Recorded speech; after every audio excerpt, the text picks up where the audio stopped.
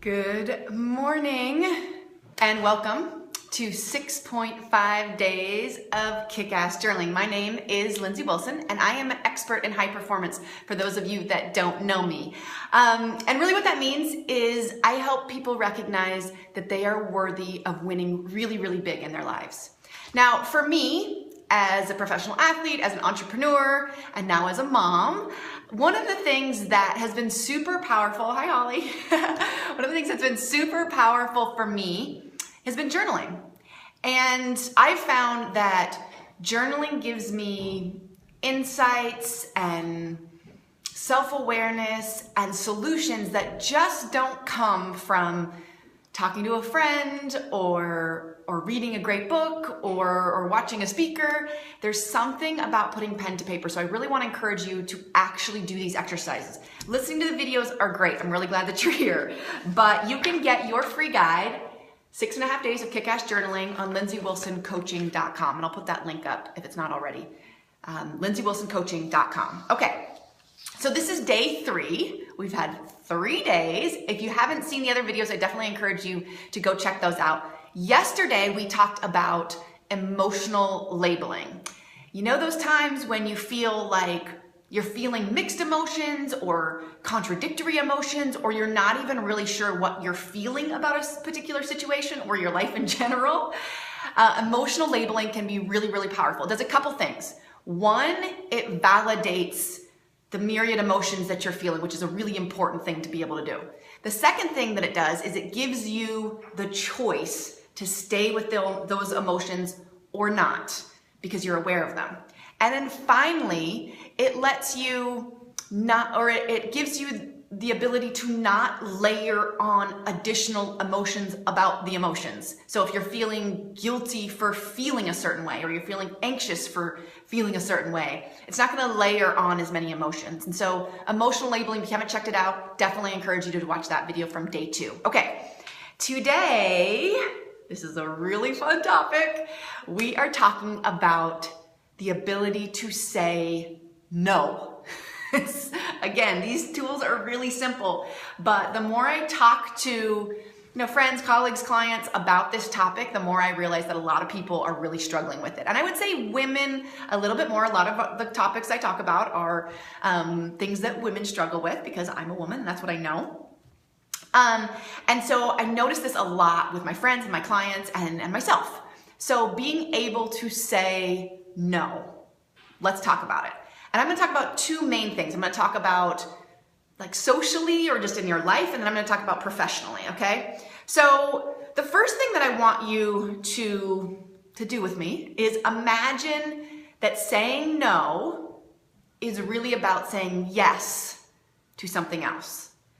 So it's saying yes to maybe even something that you don't know you're saying yes to yet. Maybe it's saying yes to space in your life or time in your life, okay? So it's less about saying no, just being like Debbie Downer, no, no, no, and more about saying no because then I have time or space for something else, and I might not know what that something else is yet. So one of the other ways that a lot of people talk about being able to say no is they talk about, it's a project management term, but it's called scope creep. So scope creep is what it sounds. You have a scope of a project and all of a sudden that scope just sort of expands. But you might think about this in your life too. Maybe this next weekend you don't have anything planned. Whoa. And then all of a sudden you kind of feel like you start planning things. So then you plan one thing and then someone else calls. And then all of a sudden you have scope creep on your weekend and the things that you really wanted to do. And maybe that's just sitting watching House Hunters like I do, or maybe it's going for a walk, or maybe it's just having time to like declutter your house. That goes out the window because of scope creep. So just a way to think about it that I think defining what is happening can be helpful. So a couple things that I see with the inability or the hesitancy to say no are 3 main things. And again, this self-awareness is really important. So the next time you're struggling to say no, just want you to think about, or maybe you have a situation in your life right now where you're struggling to say no, just think about where that hesitancy is coming from, because I think that's going to give you some really good insight. The first thing is pretty obvious. You want to be liked. right? Saying no is uncomfortable sometimes. And sometimes you have to deal with that awkwardness where they're like, whoa, okay. And especially if you haven't been particularly good at setting those boundaries in the past. All of a sudden people expect you to do certain things and then you're like, no. That can be an uncomfortable moment, and you might feel like that person doesn't like you. So that can be a big roadblock to actually saying no. The second thing is related, but it's you don't want to be perceived as selfish or unsocial or not just whatever light that you like to be. You know, maybe you're kind of the person that's always up for a party or always up to do whatever, and all of a sudden you're not, and so not being perceived in the way that you want to be can be a sense of pain. And so that might be holding you back. The final thing that I see a lot, and I definitely see this in myself, is we don't want to say no because we actually like being busy. We're not saying no because we actually like being busy. Now, there's nothing wrong with liking being busy. It's not owning that you like being busy. Like for me, I like a little chaos in my life. But I also try to recognize when that is too much. And being busy gets to be a chronic condition. And then we stop feeling like we have control to say no. So some things that you might be experiencing when, in particular for saying no to social events. These might be the things that you really are saying in your head. You might be thinking, I just need some me time. And that's okay. Like giving yourself the ability to say that that's okay. You might be just sick of people. You ever had like too many events and all of a sudden you're just like, if I have to look at another person, like I can't have another conversation with people. Again, this is like human nature, right? These are okay. Now you might not want to say these things out loud, but maybe you do. I don't know. I do sometimes. And then the final thing is, I don't want to do something for anyone else. Okay? There are times in your life where you're just done. You're done giving. And it's a problem if you're like that all the time, but if you have a limit, that's okay. This chronic busyness, this scope creep. And again, remember, if we're framing it in the right way, it's not saying no to everything. It's saying yes to something else, even if you don't know what that something else is. From a social perspective, so I was looking up research into RSVPs, and they say that it hovers around 50%. Now, some of that might be people that don't want to commit to things, right? They might have other things that they want to do. But I think a lot of it is people not wanting to say no. If you don't want to say no, you just sort of put it off because, again, you want to be liked and you don't want to be seen as a person that's unsocial or antisocial. And so just think about the times that you haven't responded to something in a social setting. Maybe it's because you really want to say no, but you're holding yourself back because of the reasons I just talked about. Now, professionally. Now, I'm an entrepreneur, so there's a lot of options for me as far as how I can spend my time. Some of them good things and some of them not so good. But for me, one of the things that has been really great about having a baby is that I've had to learn to say no a lot from just a matter of pure survival of having my own business and having a baby. So one of the things that I want you to start thinking about is having some parameters for the things that you say yes to.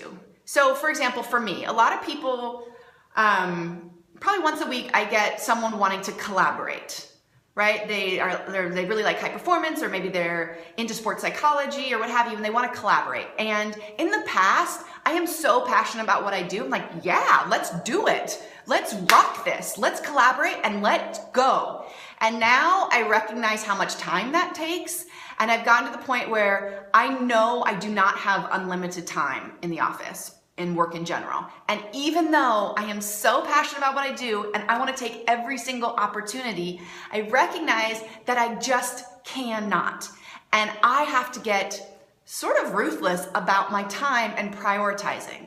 And so that's been something that's actually been a really fun exercise for me. It's been hard, don't get me wrong, but it can be really great. So I think for a lot of us professionally, we get really used to being busy and we like that. And we have a sense of importance, whether you're an entrepreneur or a teacher or you own your own business or you work in the corporate world, what have you, being busy makes us feel important. That's just true, okay? So how do you start learning to say no to certain things. Again, saying no to certain things, but yes to others.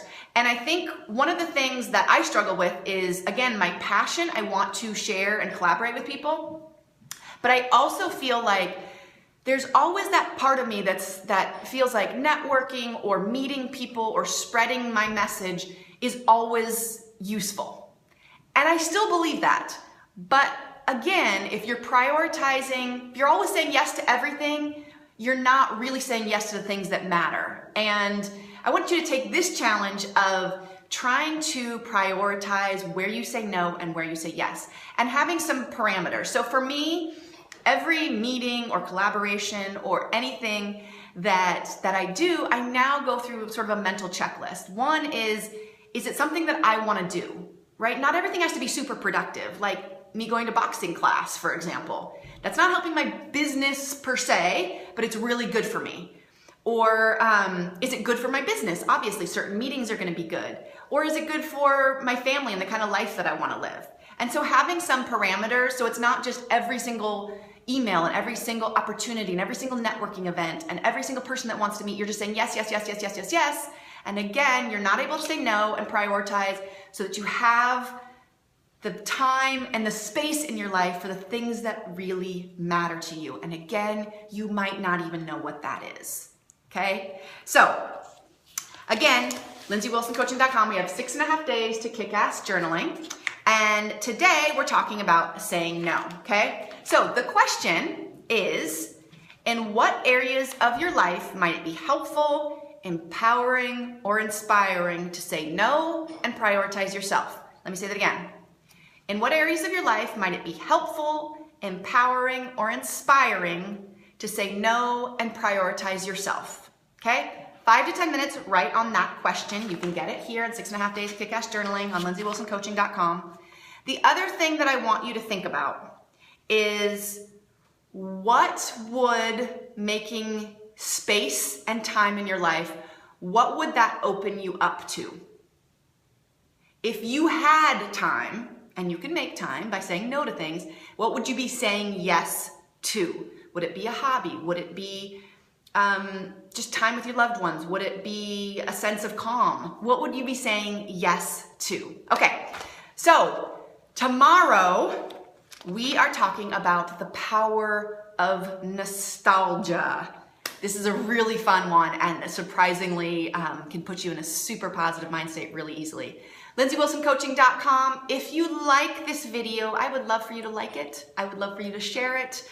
I would love for you to comment or ask any questions. I will get to as many of them as I can. Everybody have a fabulous day. And remember, you are worthy of winning really, really big in your life. Thanks. Bye.